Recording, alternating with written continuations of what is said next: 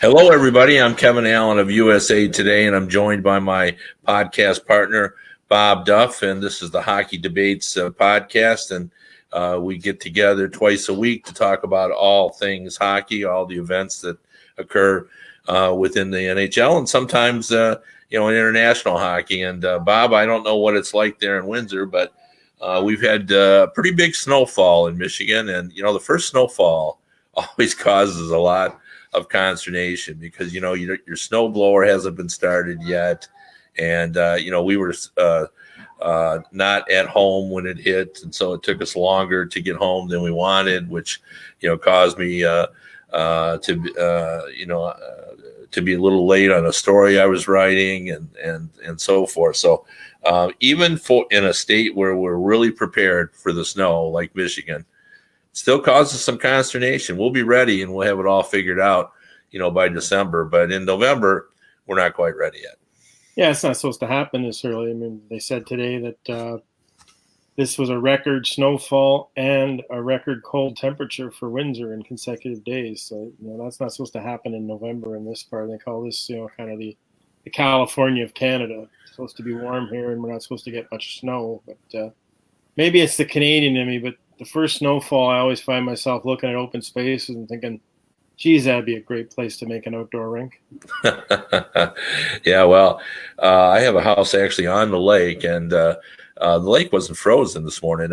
I'm sure it could possibly be now because the temperatures have dipped, well below freezing. But when I left there this morning, it still wasn't close to being frozen. But speaking of things that are not supposed to happen, our first topic is, of course, the dismissal of Don Cherry. And I think there are a lot of Canadians that felt that Don Cherry would last forever.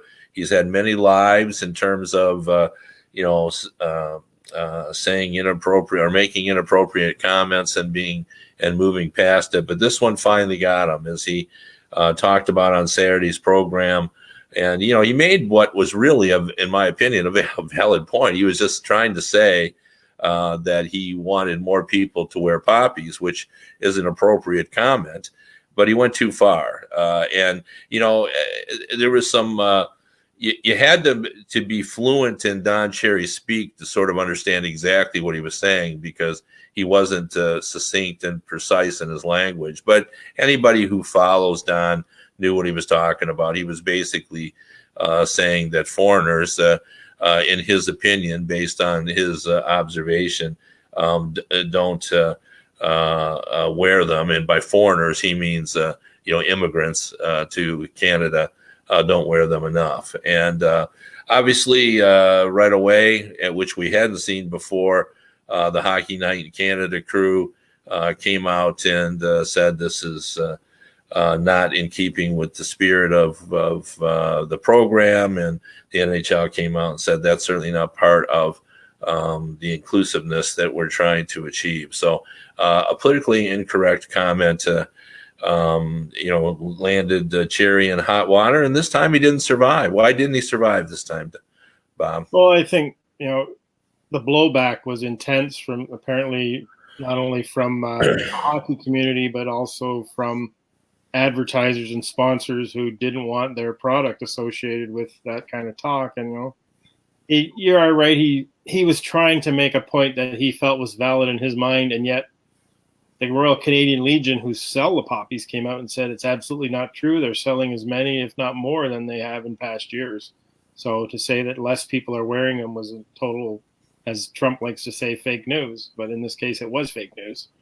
And the other, even the Canadian military, who Cherry's been an ardent supporter of, came out and were offended by it, because many people who serve in the Canadian military are people who've come to Canada from other countries and people of color and different ethnic groups. And that, to me, that was the big problem, was when he says it's the immigrants who are not wearing them. Well, gee, Don, how could you tell from looking at them they were immigrants? Yeah, I wonder what the clue was in your mind. And it just, we're in an era where, he's almost like your embarrassing uncle or grandfather who comes to Thanksgiving and says all kinds of terrible things, and you just kind of shrug him off and say, well, that's just grandpa. But grandpa doesn't go on the national airwaves and say it. And I think another big issue, Hockey Canada was very forceful in saying this is not a position they would ever not want to be associated with, because the numbers of Hockey Canada are stagnating. The number one growth sport in Canada right now is basketball, and it's growing in leaps and bounds, and partially because of the Raptors, but also because a lot of these immigrants who are coming to Canada are not hockey people. They've never seen the game. They're not fans of the game. And hockey needs to do something in this country to win them to the game and get them to want to play hockey. And, this kind of attitude just drives them away. I've talked to many people that I know who are people of color, who are minorities, and they talk about feeling unwelcome at the hockey rink by the white people. They just like, it's that same old story. Let's keep it with the good old days. And I always say, you mean the good old days when the black people had to ride at the back of the bus and they couldn't drink from the same fountain or go to the same restaurant? They may have been good old days for us white folks, but they certainly weren't for a large percentage of the population. Yeah, and and again, this is not his first offense in this regard. He has said, through the years, and he had 35 of them as Hockey Night in Canada's Coach's Corner host with Ron MacLean. And, what we didn't bring up is Ron MacLean, who, stood there with him and really didn't fight back when Don made that comment. And then afterward gave what sure seemed like, if you saw it, a heartfelt apology. I think he regretted and I think he was in one of the position that he's been in the past where, he has a friendship with Don Cherry. He doesn't want to create a fight on air, and he says nothing when he probably should have said something. And of course, he looks bad, but he did come out immediately afterward and offer an apology. There are many folks in Canada. A lot of them wrote me emails because I wrote a column about this. Who pointed out all the good that Don Cherry had done through the years. He was a supporter of the military, and can get very emotional about when young players were severely injured playing hockey. He was a big supporter of law enforcement, a big supporter of women's hockey. Carried the flag for that. But, with all the good that he would do came the bad, which he would allow his politics to seep into his Hockey Night in Canada Coach's Corner situation.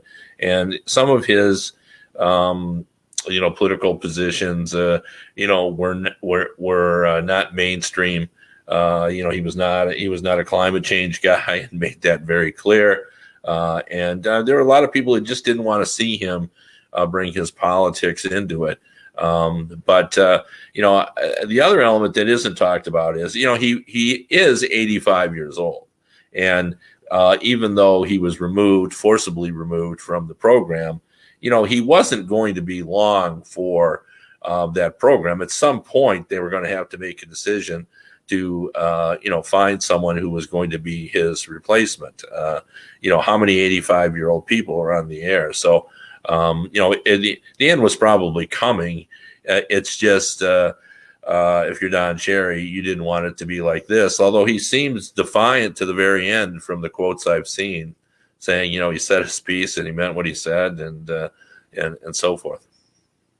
Yeah, I think that he's gone kind of really far right politically, at least in the public forum in the last, I'd say, 5 to 10 years. He's said on record that he'd vote for Donald Trump if he lived in the U.S. He's supported Rob Ford when he was mayor of Toronto. He supports Doug Ford, who's currently the premier of Ontario, and both kind of think along the same lines and act along the same manner as Trump.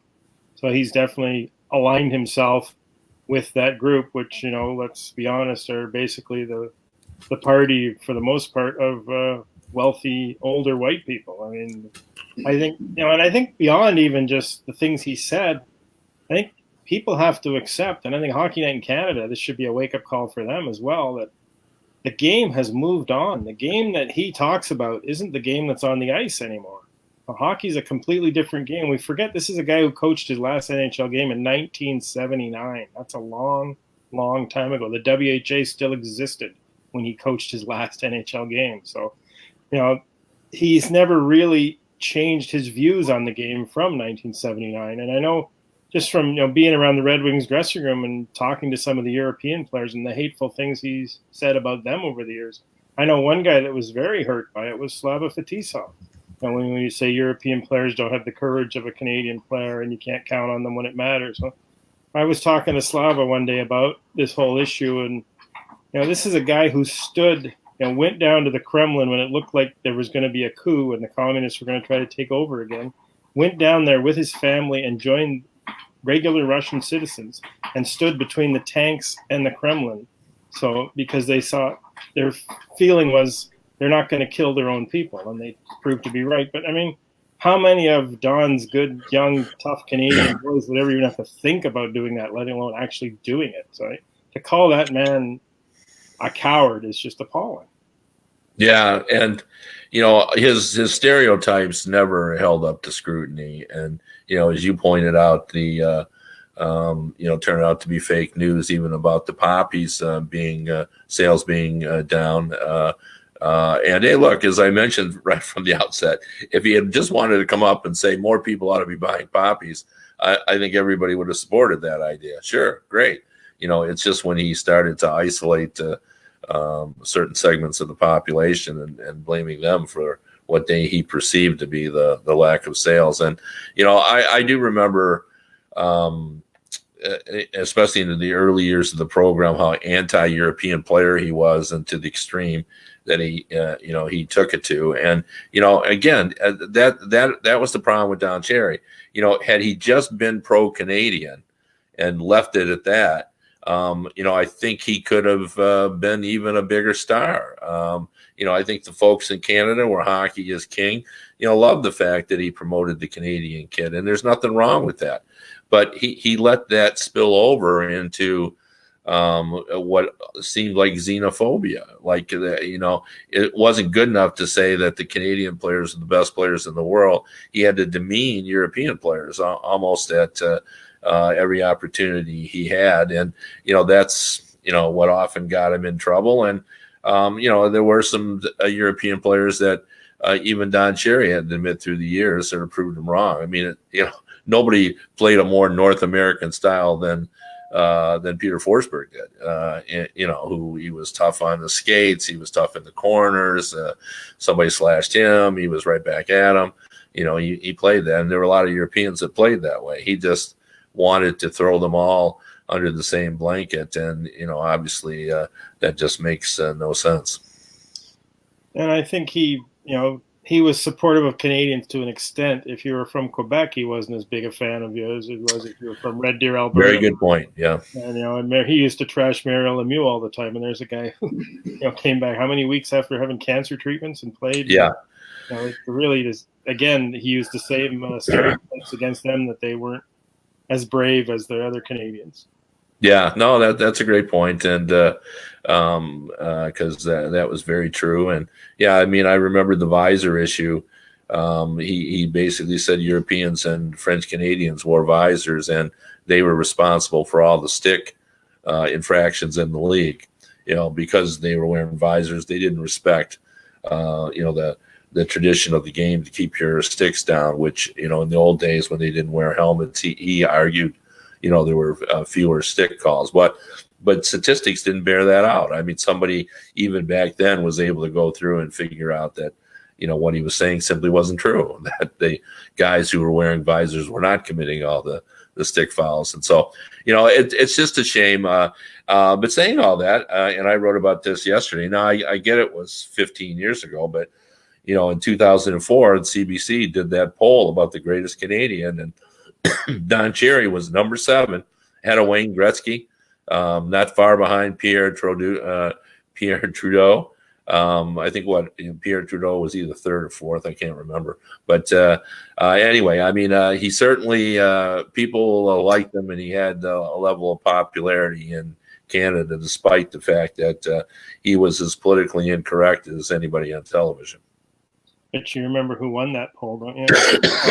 Tommy Douglas, probably the greatest socialist in Canadian history, the man who's responsible for our universal health care.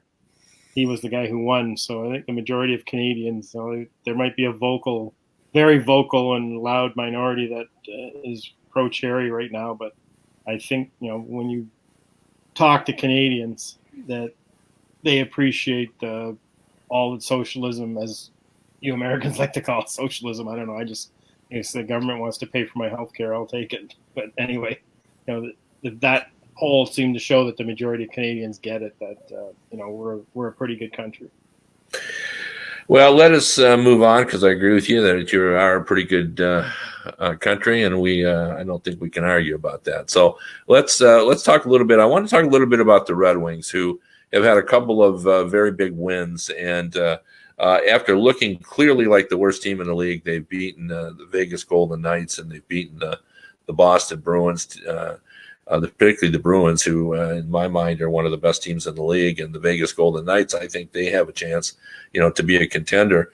And suddenly they don't look like the worst team in the league. And it's funny, because right before that happened, I had started to talk to folks around the National Hockey League. And of course, you never get anything out of the Red Wings, because Steve Yzerman is much like Lou Lamoriello. He keeps everything closed up. But you're starting to hear around the league that the Red Wings are interested in making a big trade.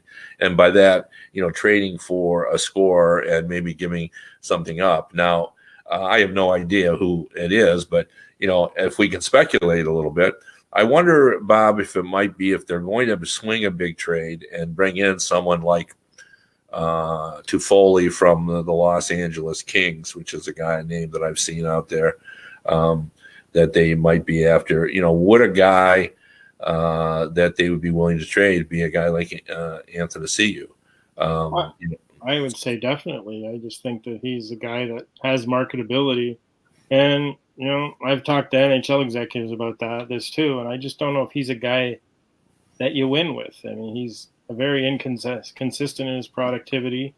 He seems to, when they try to get him to play in the team concept, he'll do it for a while, but he won't do it consistently.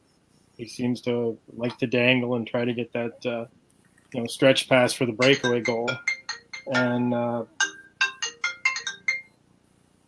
I just think that he's a guy that, you could get something for him, and I don't know that you'd miss him a whole lot. Yeah, I mean, I think you miss his speed when he's playing in the lineup. And it's funny that the phenomena, and I know you've seen this as well, like, Anthony Ciu is the kind of guy that makes your whole team faster. You have to, you get guys that skate with him in order to keep up. You got to work a little harder. He always seems to, he at least gets a breakaway every game, or a partial breakaway, because of that speed. So, I think there would be sort of a cost to the Red Wings on that, even if you didn't believe that it was going to ever blossom into the player that he was last year when he was the 30-goal scorer. But the speed thing is kind of important to the Red Wings. When he's on the ice, they feel more dangerous. But if you're talking a guy, you're getting back a proven scorer, I think you got to make that, because I think you hit the nail on the head. We don't know, like Anthony Ciu is unproven. He's a very talented guy, a very fast guy, but it's hard to predict that whether he's going to be a consistent top performer in this league. I think they've got to make a move to get a defenseman as well, though. I don't know who that is. There's usually not very many defensemen available, but I would think they've got to look around and see if they can look. And Puljujarvi is a guy too. You hear a lot of. Supposedly Yzerman's kind of poked around at that a little bit. And the name that I've kind of heard thrown around is Zadina. I think that Ken Holland liked him, at least this is my speculation, may like him more than Yzerman does. So, would that sort of be a good fit? Zadina and Puljujarvi, going, neither team has been happy with what's gone on with those players.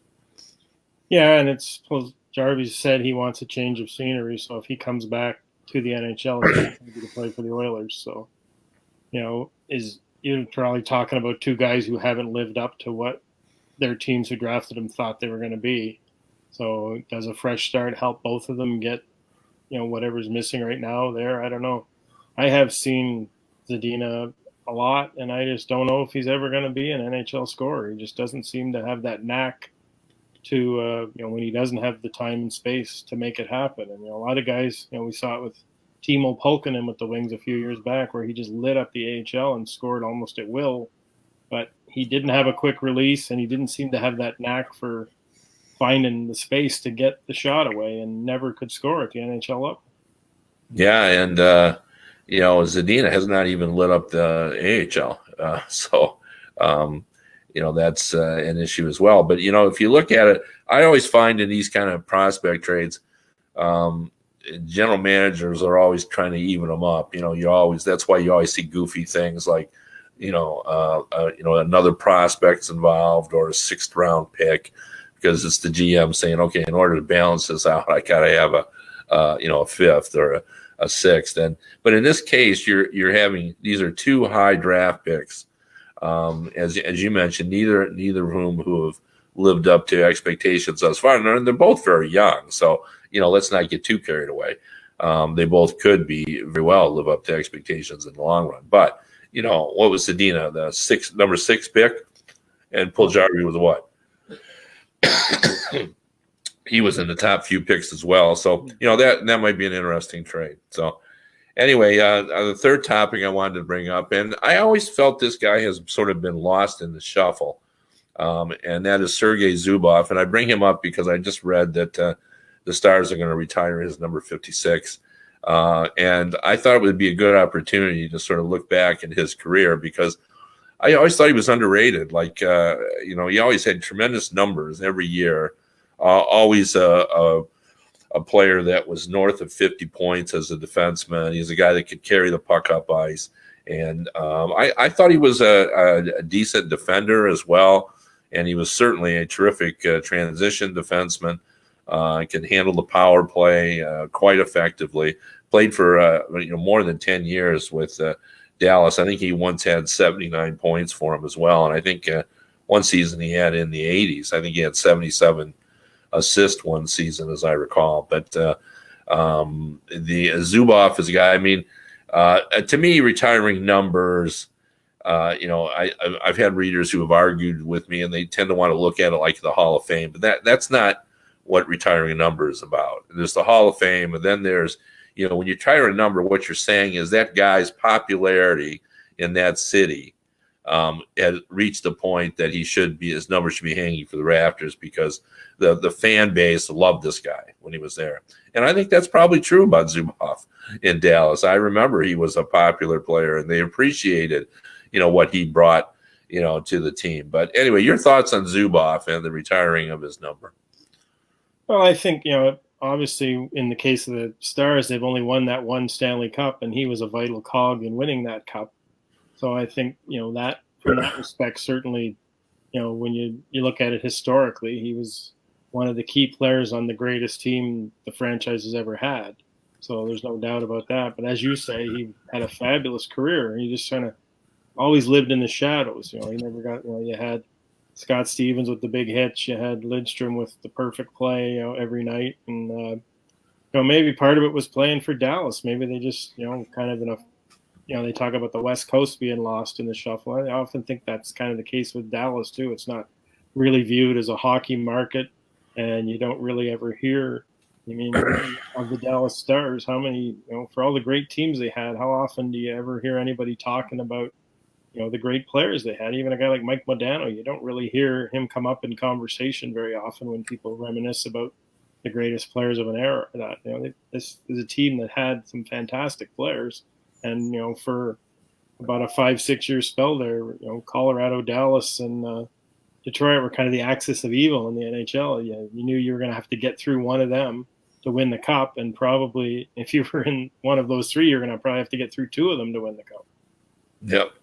We're running out of time, but the final topic I wanted to address is Torrey Krug is going to be out tonight, and there seems to be a hint or suggestion that he's going to be out for multiple games. And I think this is a very tough loss for the Bruins. Torrey Krug apparently underrated is my word of the day, because I do think he's underrated as well. I don't understand why the Bruins haven't re-signed him. And I think he's a pretty effective defenseman at both ends of the ice. I know people want to cast him as an offense-only guy, but I watched him in the playoffs all of last season, and he was terrific. And I thought he was, I don't think he's Rod Langway back on defense, but I think he, can take care of the defensive end of the ice. So this is a tough loss for them. And when you're where they are, when you're contending with, the likes of the Washington Capitals and maybe sooner rather than later, the Tampa Bay Lightning finally, you don't want to lose any ground. And Char's 42, he's injury prone as well. So this is not good news for the Bruins. No, and I think, especially for their power play, he's a huge the NHL is so specialty team driven now. I mean, it seems like 9 games out of 10, the team that wins the special teams battles wins the game. And goals are so hard to come by that being successful on the power play is going to make you a successful team. And I think without him on the power play, Boston suddenly gets a little more human on the power play, and maybe doesn't get the chances and doesn't get the zone time that they do when a puck mover like Krug is involved. Absolutely. And by the way, we were talking about the Red Wings and the possibility of trades. From my my mailbag, my emails, the player I think Red Wings fan would most like to get in the offseason, because he's an unrestricted free agent, is Torrey Krug, who played at Michigan State. A lot of Red Wing fans think he would be a big help for this team. So anyway, that's the end of our program, and I'm losing my voice, so it's at an opportune time. We're the Hockey Debates podcast. We're here twice a week. Please join us next week. Good to see you again, Kevin. Thanks for joining us, folks.